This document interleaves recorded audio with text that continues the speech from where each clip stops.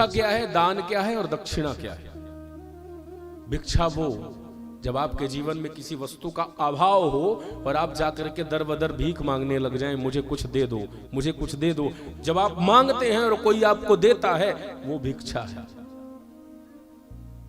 दान क्या है, देने वाले के पास बहुत है महाराज। अब महाराज जी के पास आप आए तो महाराज जी के पास 10-15 पहले से ही धोती कुर्ता खूब चकाचक सब कुछ है, पर आपका बड़ा मन है हमें तो देना है।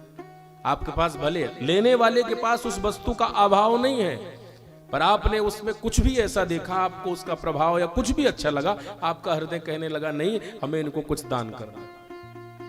आप अपनी स्वेच्छा से किसी भी वस्तु का दान जिसको कर रहे हैं उसके पास उसका अभाव नहीं है। वो कहता भैया भाई ये तो हमारे पास है, क्यों दे रहे हो? हम इसलिए दे रहे हैं हमारा मन है तो बस हम आपको दे रहे हैं। ये क्रिया को दान कहते हैं। लेने वाले के पास अभाव नहीं है, देने वाले का भाव है। सामने वाले को वो वस्तु दे रहा है, भले ही उसके पास उस जैसी 100 हो, उसे दान कहा जाता है जो अपनी स्वेच्छा से दिया जाए। और दक्षिणा क्या है?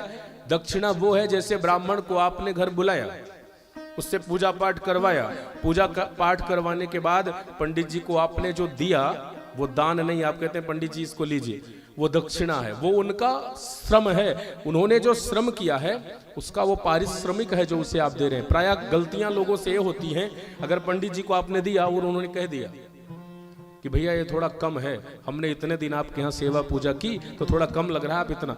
महाराज आप पैसे मांगते हो, गजब कर दिया आपने, आपको शर्म नहीं आती? आपने पैसे क्यों नहीं मांगेगा? वो उसने आपके घर काम किया है, वो पैसे भीख में नहीं मांग रहा या दान में भी नहीं मांग रहा, वो दक्षिणा मांग रहा है। दक्षिणा का सीधा सा अर्थ यही है, जो उसने श्रम किया है वो अपने श्रम का पारिश्रमिक मांग रहा है, वो उसका अधिकार है, उसका ये नैतिक अधिकार है, उसे आपको देना पड़ेगा। इसमें जरा सा भी संकोच का विषय नहीं है कि पंडित जी ने क्यों मांग लिया। पंडित जी मांगेंगे नहीं, आपने कसम खाया है देंगे नहीं, तो क्या उनके घर में भी जो लोग हैं उनका घर का पालन पोषण, उनकी व्यवस्था कैसे चलेगी? ब्राह्मण दक्षिणा मांग सकता है अधिकार के साथ, अगर सामने वाला उसको दक्षिणा नहीं दे रहा तो। इसीलिए आज के समय में बताना पड़ता है भाई कि इसका पारिश्रमिक कितना है, इसे इतना देना पड़ेगा, उसका भी परिवार जुड़ा है उससे। और यदि वो नहीं मांगेगा तो महाराज स्थिति ये होती है कि पंडित जी ने 10 दिन तक काम किया, पता चला किसी ने 1000 रुपए पकड़ा दिए। बताइए 1000 रुपए में उस व्यक्ति का घर चलेगा? हम अपने आप से घटाएं जरा। मैं इसलिए नहीं कह रहा हूं कि मैं आचार्य हूं, वक्ता हूं, मैं पंडिताई नहीं करता, ना ही मैं पूजा कराता, ना ही मैं जप करता कि किसी के यहाँ अनुष्ठान। मैं तो भागवत कथा करता हूं और मैं जानता हूं कि मुझे तो मिल जाता है, लेकिन मैं सबके हक की बात कर रहा हूं। ध्यान दीजिए, जो ब्राह्मण आपके घर आकर के मंगल पाठ करके आपके मंगल की कामना करता है, प्रायः हम यही छोटी छोटी त्रुटियां करते हैं। हमने एक विवाह किया तो जरा चिंतन कीजिए, एक विवाह में हमने मंडप लगवाया 10 लाख का महाराज, और ज्यादा कई लगवाते होंगे, मैं बहुत छोटी बात कर रहा हूं। 10 लाख का मंडप लगवा दिया। मंडप के बाद खाने पीने की व्यवस्था में 5-10 लाख खर्च कर दिए, ये भी बनना चाहिए वो भी बनना चाहिए, और उसके बाद खाने वालों ने इतना खाया और इतना छोड़ दिया, डस्टबिन में पड़ा हुआ है महाराज। 20 लाख आपने खाने में खर्च कर दिए, कमी कुछ दिखनी नहीं चाहिए, मेरा फलाना आदमी आएगा, ये नेता भी आएगा, वो मंत्री भी आएगा, कोई चीज कम ज्यादा दिखनी नहीं चाहिए, चाहे जितना खर्च हो बताना। आप लोग बड़ी सीना चौड़ा करके कहते हैं।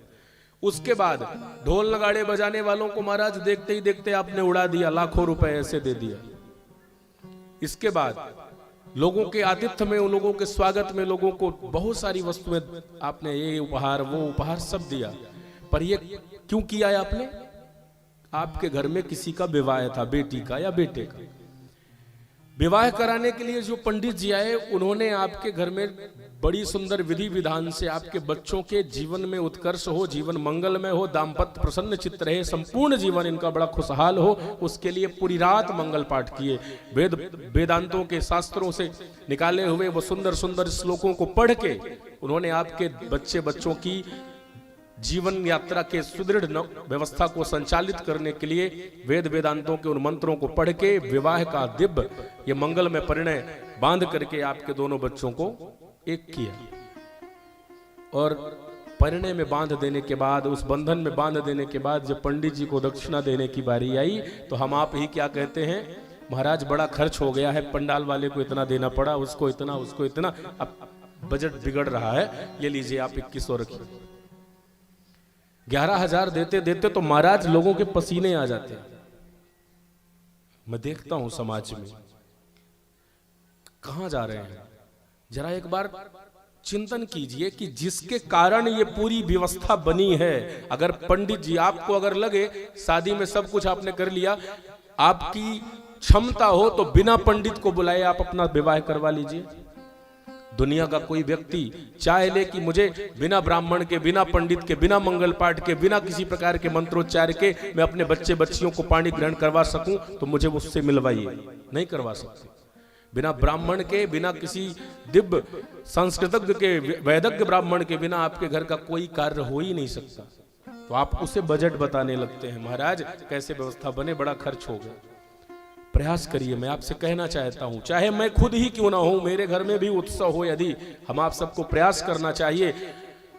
खूब प्रेम से ढोल नगाड़े वाले को भी दीजिए, डीजे वाले को भी दीजिए, पंडाल वाले को भी दीजिए, खाना बनाने वाले को भी, खिलाने वाले को भी दीजिए। पर याद रखिए, जब आपके पंडित जी जा रहे हों, रोम रोम से आपके बच्चों को आशीर्वाद देते हुए जाएं कि पंडित जी आप मुझसे, हमारे बच्चे सदैव खुशहाल रहें। मैं सच बता रहा हूं, पूरा जीवन इस ब्राह्मण से सोचिए, सोच बदलिए। आप सब खर्च करिए, आपको भगवान ने दिया खूब करिए, पर वो दिखावे से ज्यादा एक वैद्यज्ञ ब्राह्मण को, विद्वान ब्राह्मण को प्रसन्न भी करिए, क्योंकि उसी के कारण ये सारी भूमिका संचालित हो रही है। यदि वो ब्राह्मण आपको, और याद रखिएगा आप कुछ नहीं देंगे उसके बाद भी ये ब्राह्मण का बड़प्पन होता है। आप फूटी कौड़ी न दें, उसके बाद भी आप जब प्रणाम करते हैं तो ब्राह्मण के मुख से केवल और केवल ये निकलता है, प्रसन्न रहिए, खुश रहिए, चिरंजीव रहिए, आशीर्वाद ही देके जाता है। हो सकता है टेंट वाले को 1,000 भी कम कर दिया तो गाली देके जाएगा महाराज, भोजन वाले को 2-4 हजार कम कर दिए तो बद्दुआएं दे करके जाएगा। इकलौता ब्राह्मण है जिसकी 1 रुपए दक्षिणा भी नहीं दी, उसके बाद भी वो घर से गालियां दे के नहीं जा सकता, वो आशीर्वाद दे के जाता है। दूधो नहाओ और पूतो फलो, ये आशीर्वाद केवल और केवल ब्राह्मण दे सकता है, पंडित दे सकता है।